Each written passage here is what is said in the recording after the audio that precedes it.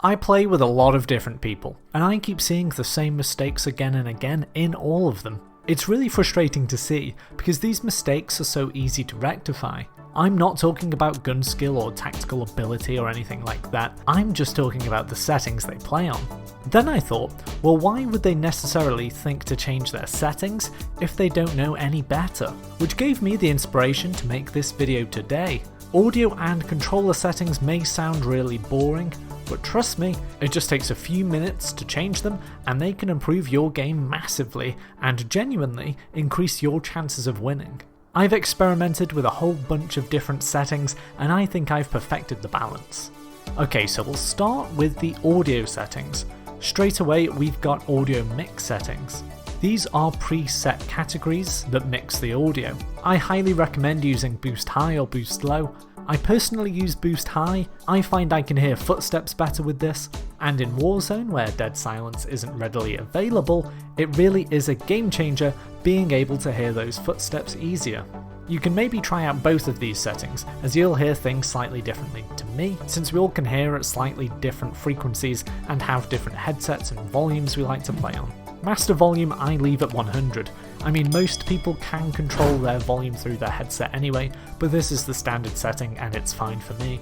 Music volume I just turn completely off. It's good for the theatre of the game, but if you want to hear the details of games, such as footsteps, it's really best to just turn it off. For dialogue, I turn that down a little bit as well, but it's not the most important feature. There are some callouts on the game, but they're not massively important. At the beginning of Modern Warfare multiplayer, I would have said 100% get this turned up, because there was a lot of dialogue through callouts for enemy positions, and you could hear enemies call out as well. But in Warzone, it's not massively important like I say, so I just tone it down slightly.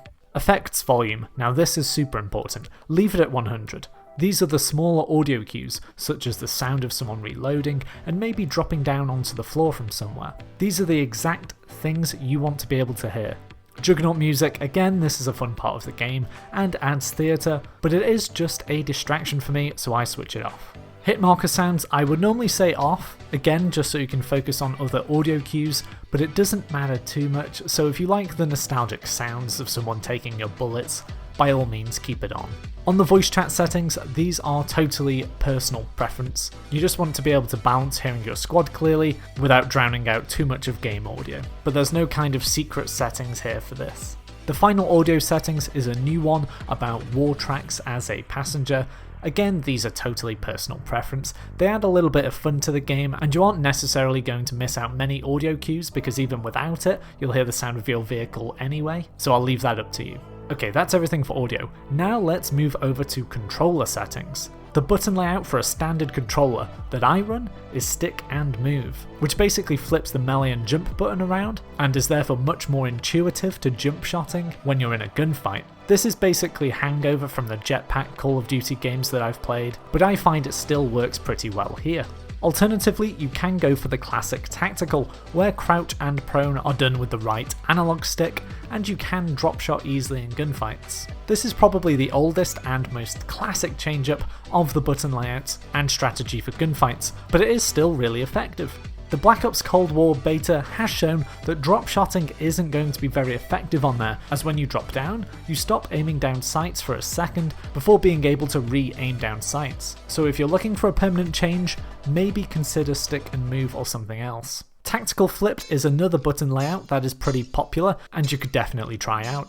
I'm actually considering making this layout permanent for myself. Tactical flipped gets the bumpers to do the work that the triggers did do, so you can aim down sight and shoot with R1L1 or RBLB. The reason this is advantageous is that it takes slightly less time to do these actions and you don't have to wait for the back buttons to move down. So we're talking about milliseconds of difference here, but sometimes that is the difference between winning and losing. On top of this, you've got the advantages that I mentioned with the tactical layout, where you can use the analog clicks to go crouch and prone.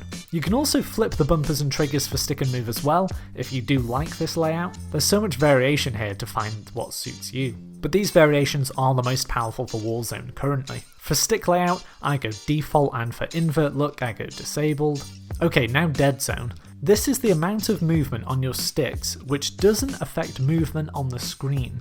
So if you had it on the lowest setting, it would be really reactive to every minute iteration. There's no main preset for this, you've just got to try and find your own best setting. But it's something to be aware of, especially on controller. I bet many of you have seen when you look at a map and stuff, the cursor sometimes just wanders off because of how much we've worn our controllers down. Well, if this is happening on the map cursor, it's gonna happen in gunfights too, making it harder to hit shots. So increase the dead zone slightly and keep testing it. For horizontal and vertical stick sensitivity settings, this is personal preference, but generally the higher the better as long as you can control it. The super high sensitivities are very hard to master, but you can swing around very quickly and challenge basically as quickly as you can react. I, along with many other mortals, run something between 6 and 12. This is a nice balance of being able to move quickly, but not so much that I can't actually latch onto targets. ADS sensitivity multiplier, I run 0.9.9, but I don't think it matters massively. Have a little play around with it and see what you think, but changes in this should be incremental and very small, so you can hit something when you actually are testing it out. For aim response curve, I run dynamic, and many top players do too. I won't get into the technical details too much here, even though I would love to, but it basically refers to the input on your analogs relative to what you see and feel on screen. Linear is a direct response on screen movement to your analog movement, whereas standard is much more forgiving and begins with minimal on-screen change before accelerating. With dynamic, we get extra on-screen movement compared to what we do with our analog in the initial phase, essentially meaning we can snap and lock onto enemies even quicker.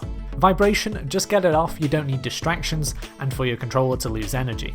Aim assist, please leave it. It's the same system that's been in Call of Duties forever, it's what you're used to, and it can't get any better really. The weapon settings here don't overly matter too much, just use options that you're already comfortable with. The main change you want to make here, if you haven't already, is just putting use/reload behavior to contextual tap. This means you interact with things like weapons in an instant rather than waiting an extra second per interaction. For movement, pop on tap on your slide behavior, again just to be that little bit quicker and get ahead around the map. The rest of the options here again don't matter too much really.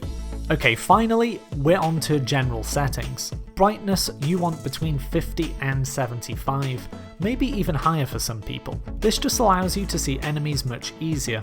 For safe area, I would normally say just maximize this to your screen, but it depends how big your screen actually is. If you've got like a 50-inch TV, reduce the safe area a lot, so you can actually get to see everything without having to move your head. This means you won't miss out on anything like an enemy up ahead. If you're on a smaller monitor, just maximize it. Film grain you want to put down to 0. It reduces the theatre and beauty of the game a little bit, like many of these settings, but you just want to be able to see clearly. For tool tips, I like to have on so I know when I'm within vicinity of something to pick up and stuff. On to colorblind type.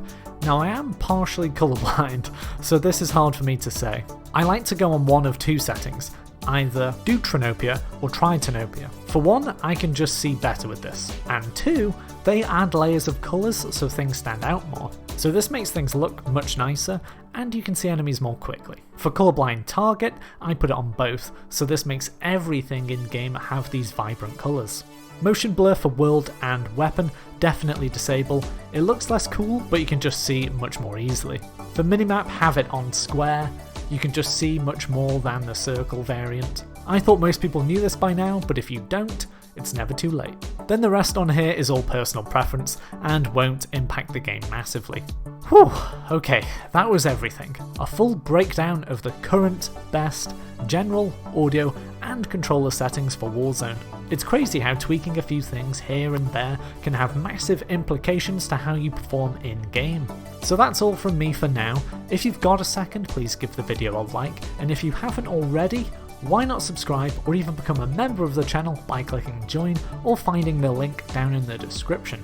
Bye for now!